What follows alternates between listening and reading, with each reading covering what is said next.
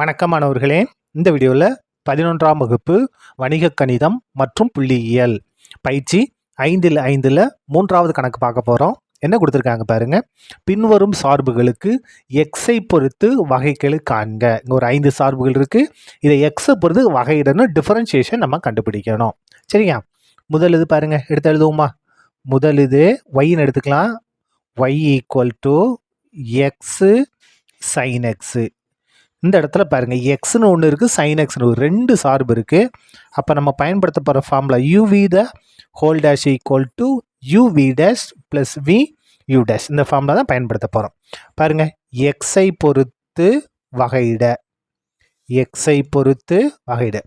ஒய்யை எக்ஸை பொறுத்து வகையிட்டோம்னா d y by d x equal to, இப்போ பாருங்கள், இது யூ இது வி. சரியா? யூவை நம்ம அப்படியே வச்சுக்கணும். யூன்றது என்னது? எக்ஸ் அப்படியே வச்சுக்கணும். சைன் எக்ஸை நம்ம வகையிட்டோம்னா காஸ் எக்ஸு, இந்த ஃபார்முலா இருக்கிற ப்ளஸ். சரியா?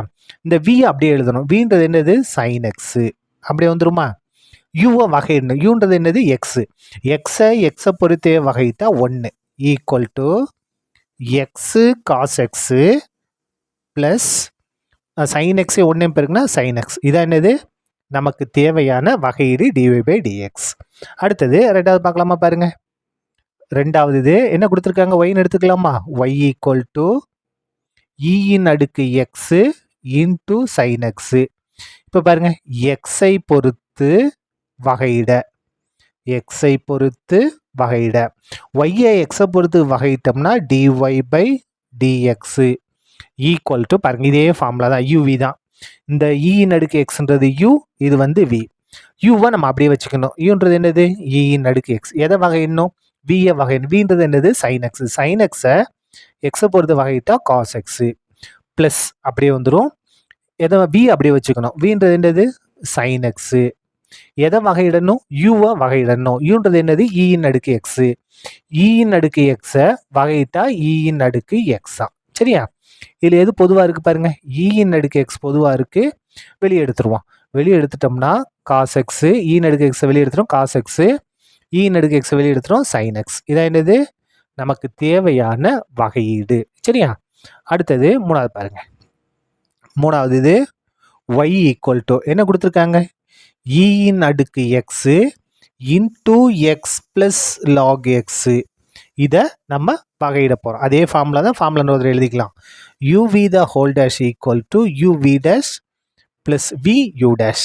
இந்த இன் அடுக்கு எக்ஸ் இருக்கு இல்லையா, இதான் யூ, இந்த முழு பிராக்கெட்டு வி. பாருங்க, முதல்ல எக்ஸை பொறுத்து வகையிட, எக்ஸை பொறுத்து வகையிட. முதல்ல பாருங்க, ஒய்யை எக்ஸை பொறுத்து வகையிட்டோம்னா டிஒய் பை டிஎக்ஸு ஈக்குவல் பாருங்க யூவி. அப்போ முதல்ல யூவை அப்படியே வச்சுக்கணும். யூன்றது என்னது? இன் அடுக்கு எக்ஸு. இதான் அந்த பிராக்கெட் தான் என்னது? வி. இதை வகையிட போகிறோம். ப்ளஸில் இருக்க ஒவ்வொன்றா நம்ம வகையிடலாம். எக்ஸை பொறுத்தே வகையிட்டா 1 ப்ளஸ் லாக் எக்ஸை நம்ம வகையிட்டோம்னா 1 பை எக்ஸு. பாருங்கள், ஃபார்முலாம் நீங்கள் படிச்சிருக்கணும். சரியா? புக்கில் இருக்குது. எக்ஸை பொறுத்தே வகையிட்டா 1 ப்ளஸ் அப்படியே வந்துடும். லாக் எக்ஸை பொறுத்து வகையிட்டா 1 பை எக்ஸு. இந்த ஃபார்முலா இருக்க ப்ளஸ் வியை நம்ம அப்படியே எழுதிக்கணும். வின்றது என்னது? Log x plus log x. இந்த பிராக்கெட் ஃபுல்லாக என்னது? வி தான். அப்போது எக்ஸ் ப்ளஸ் லாக் எக்ஸ். சரியா? இங்கே ஒரு ப்ளஸ் இருக்குது, எக்ஸ் ப்ளஸ் லாக் எக்ஸ். எதை வகையிடணும்? யூவை வகையிடணும். யூன்றது என்னது? இன் அடுக்கு எக்ஸு. இன் அடுக்கு எக்ஸை வகையிட்டா இன் அடுக்கு எக்ஸ் தான். சரியா? இப்போ பாருங்கள், நமக்கு எது பொதுவாக இருக்குது? இன் அடுக்கு எக்ஸ் பொதுவாக இருக்குது. வெளியே எடுத்துடலாம். 1 ப்ளஸ் 1 பை எக்ஸு. இன் அடுக்கு எக்ஸ் எடுத்துரும். இந்த ப்ராக்கெட்டில் 1 ப்ளஸ் 1 பை எக்ஸ். இப்போ பாருங்கள், இந்த இடத்துல 2 ப்ளஸ் இருக்குது. சரியா? முதல்ல இந்த ப்ளஸ்ஸு, இதை வெளியே எடுத்துரும். ப்ராக்கெட்டுக்குள்ளே என்ன இருக்குது பாருங்கள்? X plus log X. X plus log X. புரிஞ்சுதா? பாருங்கள், இன் அடுக்கு எக்ஸ் வெளியே மிச்சது 1 plus X, 1 plus 1 by X plus இந்த ப்ராக்கெட்டுக்குள்ளே எக்ஸ் ப்ளஸ் லாக் எக்ஸ் இருக்குது. இதை வெளியே எடுத்தாச்சு. இதுதான் நமக்கு தேவையான ஆன்சர். அடுத்தது நாலாவது பார்க்கலாமா? பாருங்கள், நாலாவது இது கொடுத்தது ஒய்ன்னு எடுத்துக்கலாமா? Y equal to sine X into cos X என்க. ஏன்னா நம்மளாக தான் எடுத்திருக்கோம். இப்போது இதை வகையிட போகிறோம். எதை பொறுத்து வகையிட போகிறோம்? எக்ஸை பொறுத்து வகையிட, எக்ஸை பொறுத்து வகையிடலாமா? இதை ஒய்யை எக்ஸை பொறுத்து வகையிட்டோம்னா டிஒய் பை டிஎக்ஸு. இப்போ பாருங்கள், இது u, இது v. இதே ஃபார்முலா தான், uv ஃபார்முலா தான். என்ன செய்யணும், u அப்படியே வச்சுக்கணும். uன்றது என்னது, sin x. sin x அப்படியே இருக்கட்டும். cos x-ஐ நம்ம வகையிட்டோம்னா மைனஸ் sin x. நல்லா ஞாபகம் வச்சுக்கணும். u-வை நம்ம அப்படியே வச்சுட்டு இதை வகையிடுறோம். cos x-ஐ வகையிட்டா மைனஸ் sin x ப்ளஸ் v-யை நம்ம அப்படியே வச்சுக்கணும். vன்றது என்னது, cos x. எதை வகையிடணும், u-வை வகையிடணும். uன்றது என்னது, sin x. sin x-ஐ வகையிட்டோம்னா cos x. சரியா, இது சுருக்கிலாம பாருங்க, ஈக்குவல் டு cos x-ஐயும் cos x-ஐயும் பெருக்குனா cos ஸ்கொயர் x. இது ப்ளஸ்ல இருந்துச்சு, அதனால நான் முதல்ல எழுதியிருக்கேன். இப்போ பாருங்க, ப்ளஸ்ஸையும் மைனஸ் பெருக்குனா மைனஸ், sin x-ஐயும் பெருக்குனா sin ஸ்கொயர் x. நமக்கு முக்கோணவியல்ல ஒரு ஃபார்முலா இருக்கு. cos square x minus sin square xன்னா என்னது, cos 2x. cos 2x.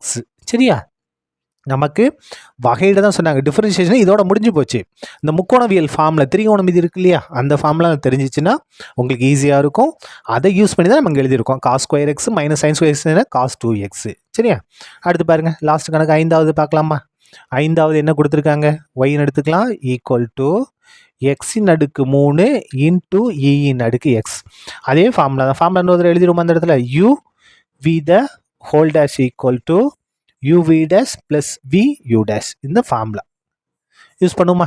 பாருங்க, x-ஐ பொறுத்து வகையிட, x-ஐ பொறுத்து வகையிட, y-ஐ x-ஐ பொறுத்து வகையிட்டோம்னா dy by dx equal to, பாருங்க u அப்படியே வச்சுக்கணும். uன்றது என்னது, x-இன் அடுக்கு 3 அப்படியே இருக்கட்டும். v-யை வகையிடணும். இது u, இது v. vன்றது என்னது, e-இன் அடுக்கு x. e-இன் அடுக்கு x-ஐ வகையிட்டா e-இன் அடுக்கு x தான். ப்ளஸ் v-யை நம்ம அப்படியே வச்சுக்கணும். vன்றது என்னது, e-இன் அடுக்கு x. எப்போ எதை வகையிட போகிறோம், x-இன் அடுக்கு 3 வகையிடணும். இதுதான் u. x-இன் அடுக்கு 3 வகையிட்ட என்ன வருமா, அடுக்க முன்னால் கொண்டு வந்துட்டு அந்த அடுக்குல என்ன செய்யணும், 1 மைனஸ் பண்ணணும். அப்போது 3 இருக்குது, 3ல் 1 மைனஸ் பண்ணால் 2. சரியா, இப்போ பாருங்க, இதுல இருந்து நம்ம எதை பொதுவாக எடுக்கலாம், e-இன் அடுக்கு x எடுத்துடலாமா. e-இன் அடுக்கு x பொதுவாக எடுத்துட்டோம்னா இந்த இடத்துல x-இன் அடுக்கு 3 இருக்கும், e-இன் அடுக்கு x எடுத்துட்டோம், இந்த இடத்துல 3x ஸ்கொயர் இருக்கும். இன்னொரு ஸ்டெப் எழுதிக்கலாம். ஏற்கனவே e-இன் அடுக்கு x வெளியே இருக்கு, இதுலேருந்து எதை பொதுவாக எடுக்கலாம்னா x ஸ்கொயரை வெளியே எடுக்கலாம். x ஸ்கொயர் வெளியே எடுக்கிறோம். இந்த இடத்துல e-இன் அடுக்கு x ஏற்கனவே வெளியே இருக்கு. இங்கே x-இன் அடுக்கு 3 இருக்கு, 2 தடவை வெளியே எடுத்துட்டா அப்போ ஒரே ஒரு தடவை மட்டும் உள்ள இருக்கும். ப்ளஸ் இந்த x ஸ்கொயர் வெளியே எடுத்தா என்ன இருக்கும், 3 மட்டும் இருக்கும். இதான் என்னது, நமக்கு தேவையான ஆன்சர். இதோட இந்த கணக்கும் முடிந்தது. நன்றி.